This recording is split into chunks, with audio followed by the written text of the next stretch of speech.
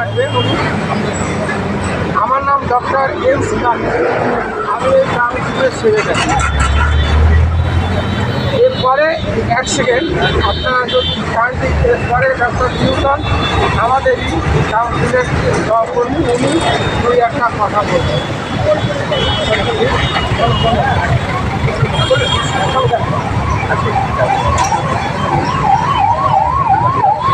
দেখুন, দাবি দেওয়া আমাদের এলাকায় প্রত্যেকটা প্ল্যাকার্ড দাবি দেওয়া লেখা আছে। বিষয়টা হচ্ছে এতগুলো ডাক্তার রাজপথে নেমেছে।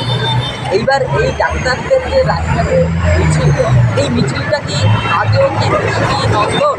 আপনারা বলুন, ডাক্তারদের থাকা কথা কোথায়? এখন তো আমরা মানব সেবায় নিয়োজিত থাকবো, কোনো হসপিটালে থাকবো, কিন্তু আমরা দীর্ঘদিন বঞ্চনার শিকার।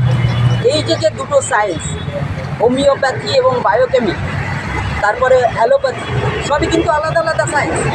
Ayurveda, every science is different science, কিন্তু সবগুলোই সায়েন্স। আমাদেরটাও একটা সায়েন্স, এবং এমন একটি সায়েন্স যে সায়েন্সটা প্রত্যেকটা ডাক্তার হতে গেলে তাকে পড়তে হয়। কি? বায়োকেমিস্ট্রি। কোনো সায়েন্স এটাকে উপেক্ষা করতে পারে না। আমাদের মূল ইনগ্রিডিয়েন্ট হচ্ছে মানুষের যেগুলো দেহের মধ্যে আছে, যেমন ক্যালসিয়াম, পটাশিয়াম, সোডিয়াম, এগুলো ছাড়া কোনো সেল বাঁচতে পারে না। অর্থাৎ মানুষ কেন, কোনো রকম প্রাণী বাঁচতে পারে না।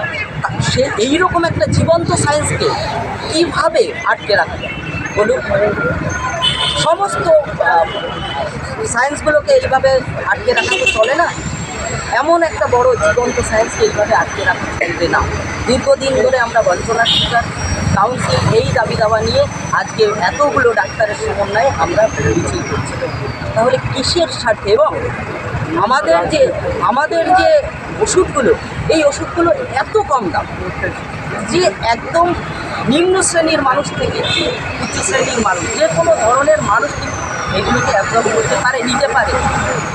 এত কম দামি ওষুধে এত তাড়াতাড়ি রিকভার দেয়।